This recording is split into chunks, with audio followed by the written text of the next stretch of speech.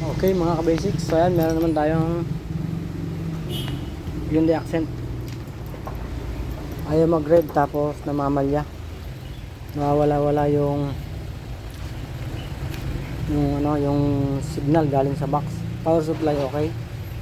Pero yung mismong nanggagaling sa computer box nawawala. Ito 4 tsaka 1. Nawawala yung dalawa yan kaya namamalya siya.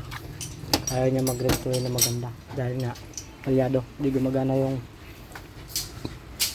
4 at itong 1. Yung coil chinek na din natin yan, goods naman, gumagana yung coil niya.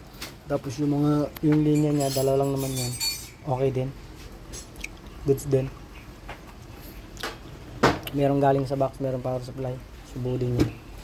Check din natin yung wiring ng itong throttle body, buo din. Hindi ko na na-videoan kanina kasi ako taga-video. Hirap mag-video pag nag-troubleshoot. So yun ang problema boss.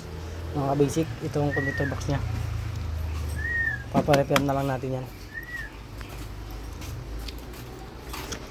Hyundai Accent.